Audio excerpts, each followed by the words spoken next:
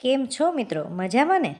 આજે આપણે કાચી કેરીનું ખાટું મીઠું અને એકદમ તીખું અથાણું બનાવવાના છીએ, જે આખું વરસ એવું ને એવું રહે છે. આ અથાણું બનાવવા માટે મેં 2 કિલો રાજાપુરી કેરી જે દળવાળી આવે છે એ લીધી છે. એના નાના નાના ટુકડા કરી એને 2 વખત ચોખ્ખા પાણીએ ધોઈ અને પછી આ રીતે ઘરની અંદર પવન આવે એવી જગ્યાએ કોરા કપડાની અંદર સૂકવી દીધા છે. અડધી પોણી કલાક સુકાઈ જશે પછી આપણે એને હળદર મીઠાની અંદર બોળી દઈશું. જો આ રીતે નાના નાના ટુકડા લીધા છે ને કેરી છે એ એકદમ વ્હાઈટ નીકળે એવી કાચી લેવાની છે. હવે આ સુકાઈ જાય પછી એક તપેલાની અંદર આ કટકા નાખી એની અંદર 3 ચમચી હળદર નાખશું અને મીઠું છે એ મેં જાડું મીઠું લીધું છે. તો આ જાડું મીઠું છે એ 3 મુઠ્ઠી ભરી મોટી મુઠ્ઠી 3 ભરી અને નાખી અને આ કેરીના કટકા છે એને બરાબર એની અંદર મિક્સ કરી દેશું. અત્યારે લગભગ સાંજના 6 વાગ્યા છે એટલે અત્યારે આપણે આ કટકા છે એને બોળી દીધા છે. આવતીકાલે સાંજે પાછા 6 વાગે એને બહાર કાઢી લેશું, વચ્ચે 2-3 વાર હલાવી લેશું એને. જો બીજે દિવસે સાંજે 6 વાગે આ કટકા છે એ તૈયાર થઈ ગયા છે સુકાવવા માટે. જો આ રીતે બધા કટકા છે કેરીના એને હળદર મીઠું ચડી ગયા છે. હવે આપણે ઘરની અંદર જ્યાં હવા આવે પવન બરાબર લાગતો એ જગ્યાએ સૂકવી દેવાના અને તરત જ આપણે હવે બોળો એનો વઘારવાની તૈયારી કરી લઈએ. એના માટે મેં લગભગ 800 ગ્રામ જેટલો મેથીનો બોળો, મેથીના કુરિયા લીધા છે અને એની અંદર આપણે લગભગ 200 ગ્રામ જેટલી 150થી 200 ગ્રામ જેટલા રાઈના કુરિયા છે એ આપણે એડ કરી દઈએ અને એની અંદર આપણે નાખશું 100 ગ્રામ જેટલા મરી છે તીખા, એનો મેં ખાંડી અને અધકચરો ભૂકો કરી લીધો છે એ આપણે એડ કરી દઈએ અને 50 ગ્રામ જેટલી મેં લીધી છે હિંગ, જે એકદમ સ્ટ્રોંગ આવે છે એવી હિંગ લેવાની છે અને 2 લીટર જેટલું મેં શીંગ તેલ ગરમ કરી લીધું છે. જો આ રીતે એમાંથી અડધું 1 લીટર જેટલું તેલ છે આપણે બોળો વઘારવા માટે નાખી દઈએ.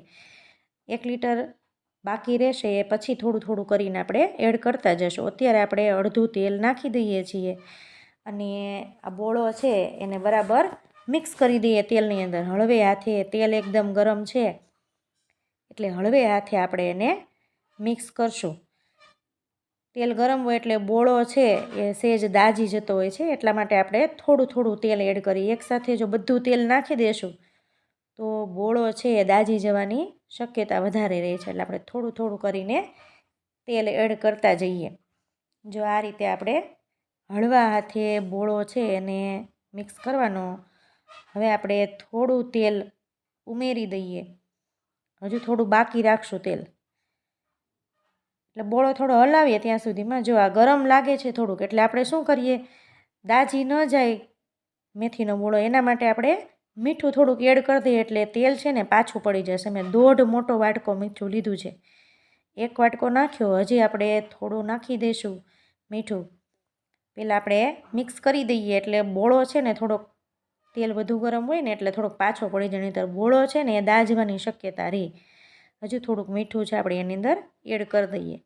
મીઠાનું પ્રમાણ અથાણાની અંદર મીઠું અને ચટણી એટલે કે તીખાશ અને ખારાશ એ બેની અતિશયોક્તિ હોય છે.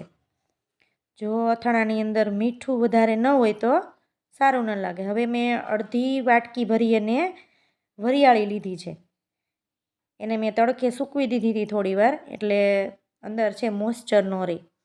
હવે એને પણ આપણે મિક્સ કરી દઈએ અને બરાબર મિક્સ થઈ જાય પછી આપણે જે તેલ હજી થોડુંક વધ્યું છે એ બધું તેલ નાખી અને લગભગ 2 થી 3 કલાક જેવો બોળો છે ને એને આપણે રેસ્ટ આપવો પડશે, કારણ કે બોળો ઠરી જાય પછી જ એની અંદર હળદર અને ચટણી મિક્સ થાય, નહીંતર હળદર અને ચટણી છે કાળા પડી જાય. હવે 2 કલાક પછી આપણે મેં અડધો વાટકો જેટલી હળદર લીધી છે એ હળદર આપણે એની અંદર મિક્સ કરી દઈએ, કારણ કે બોળો છે સાવ ઠરી ગયો છે હવે. અને એક આખો મોટો વાટકો ભરી અને મેં લાલ મરચું લીધું છે એ લાલ મરચું પણ આપણે એની અંદર એડ કરીએ. થોડું બાકી રાખીએ, આ મિક્સ કરીએ ને પછી પાછું આપણે એ મરચું એડ કરી દઈશું. હવે એને બરાબર બધી વસ્તુ એની અંદર હળવે હાથે મિક્સ કરી દઈશું. જો આ રીતે હળવે હળવે આપણે ચટણી અને હળદર જે નાખી છે એને આપણે મિક્સ કરી અને સરસ મજાનું બોળો તૈયાર કરવાનો છે. હવે જો હવે પેલી કાચી કેરીના કટકા છે એ પણ હવે તૈયાર થઈ ગયા છે, એકદમ સુકાઈ ગયા છે. કાલે સાંજે 6 વાગે આપણે સુકવવા મૂક્યા હતા, આજે સાંજે 6 વાગ્યા છે. જો તૈયાર થઈ ગયા છે અને આ બધા કટકા છે આપણે એની અંદર ધીમે ધીમે જો આ રીતે દબાવી અને ચેક કરવાના કે જો હાથમાં પાણી ક્યાંય ન ચોટે એટલે બરાબર થઈ ગયા છે કોશિયા. તો આ રીતે હળવે હાથે આ કેરીના કટકા છે એને બોળાની અંદર મિક્સ કરી દઈશું. જો આપણે 2 લીટર જેટલું તેલ નાખ્યું હતું એટલે જરા પણ તેલ ઓછું નથી પડ્યું. બરાબર એની અંદર માપોમાપ બધી વસ્તુ એકસરખી બની છે. અને આને થેપલા સાથે, રોટલી સાથે, દાળ ભાત સાથે, કઢી ભાત સાથે ખાટી કેરીનું અથાણું છે, ખૂબ સરસ લાગે છે. તમે પણ આ રીતે એકવાર જરૂરથી બનાવજો.